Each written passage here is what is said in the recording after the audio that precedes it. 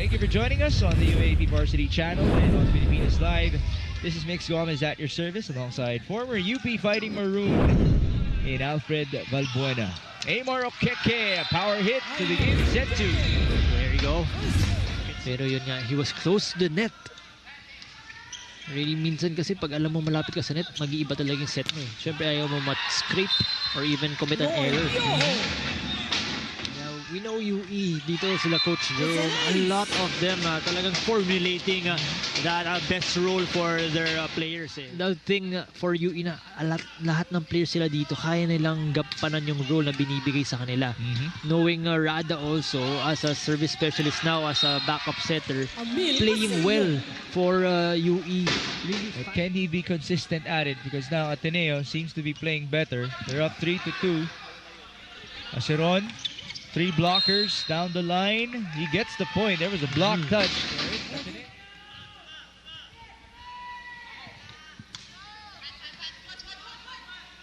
Back set, Emil. Ayun. Ayun ang hinahanap natin. Yeah. Yung mga ganong opposite hitter D-ball. Now that will be another option for him. Unlike a while ago, only talagang palaging nang hinahanap nandito si Salarzon. Gutsy play there coming from Rada, just finding Piojo for that back row. Alam niyang mas malakas yung mga frontline niya pero still. For UE though, Piojo is already in double figures. Aceron has 8. Here's Joaquim. Wow. That sounded really good. Amar sends it through. Scramble forced. That's a back row hit. Back row on the other end.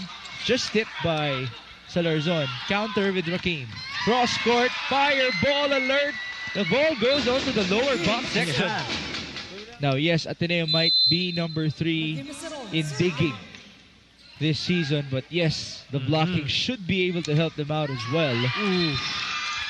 Especially if you have the blocking of UE activated early. Above the net kasi yung mga high school days, sobrang lakas ng palo. Diretso sa mukha mo. Tapos after nun talagang pumipikit na ako. It's not like it's gonna lessen the blow, but you're just not gonna see the ball. But you gotta trust your muscle memory there. Roca with the D-ball play. Sometimes there are different names for it, no, for team. Pero minsan for the volleyball talaga, in volleyball terms, D-ball into the pipe. It also means D-ball. Yes. We learned that from Coach George Pascua himself. Yan, red play yan, or D-ball. Put up by Ateneo. And a chance ball for UE. They go to the open. Piojo, cross, zone 1. Second referee says net touch as well. Sedon is now in for Ateneo. It's Emil going to zone 1. 8-all in set number 2. Back set on to Roca. Nice fake by Pasino. He gets it back, but he's denied. Coverage by Gutierrez. Now it's Salarzon. Blocked again. Back to the right. Saved there by Aceron. Asking for it. They send it to the open. And a point for Roy Piojo, who now has a dozen. And then what's nice also for UE now, they have that counter-attack. Yun yung nawala sila sa kanila dati na pag bumabalik sa kanila chance ball, they're having that error in terms of attacking or committing that error. So now, they have been consistent.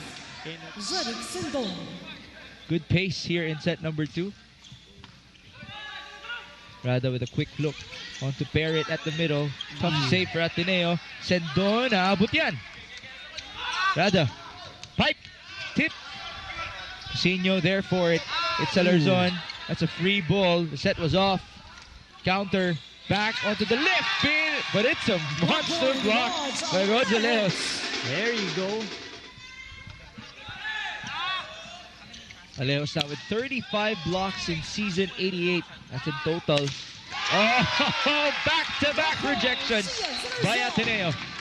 That elbow coming from Alejos, I think, scraped the top net. Oh, dig. Back to Ateneo. It's Alejos. Ancheta centering it, and a free ball given up by Piojo. Paluban to the open. Salarzon denied coverage by Amar. Pasino's turn. Blocked again. Amar with a fadeaway save. It's Salarzon. Tight coverage by De Castro. And a free ball given up. Rada bumps it up for Aceron, who is blocked. Wow, good thing. Good recovery coming from Ateneo. So he will not mind service errors as long as they load them up. Salarzon off the block. Gets one safely. That would make him even readier for the next seasons as the leader of the Blue Eagles. A drop onto zone 4 for Sean Kamaymayan. You can still brush it off the fingertips, no? You have that option to drop the ball. 15-12, Amar.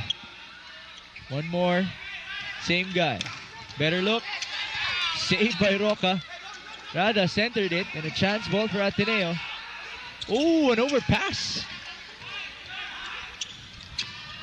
Roca there for it again. Back row. The pipe will it work? Yes, it will. There's a block touch. Pero you have players here who are really excelling.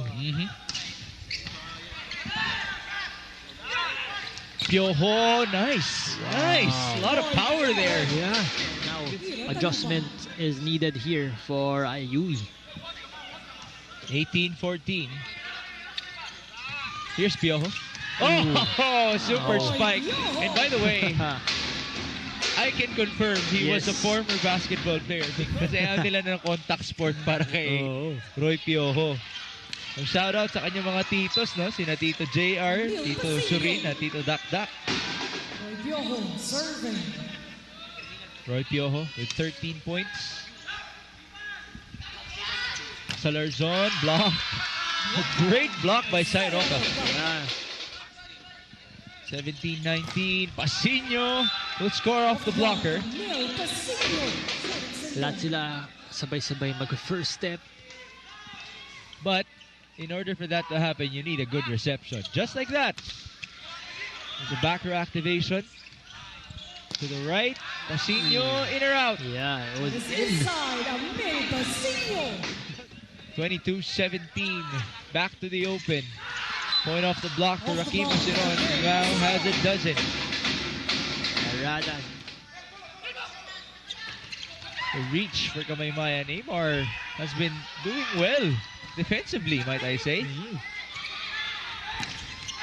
How about Rakim Aceron, the superstar play? Just had to go full swing there. Who is Yui Setter? Sometimes yung mga ganito is the libero. Okay. Yun yung talagang ginagawa nila ng training to.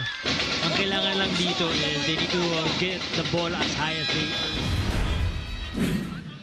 21 serving 23. Can Yui pull off a comeback? Ateneo with a different idea. Salarzon denied, and that's going to be a point off the block. Salarzon put up by CJ Nabora. We have 3 set points for Ateneo. That one going to the side. Here's Rakim Aceron. Put up by De Castro. It's Amar. Yes, sir. And Ateneo will win a set in the round 2 matchup versus the UE Red Warriors.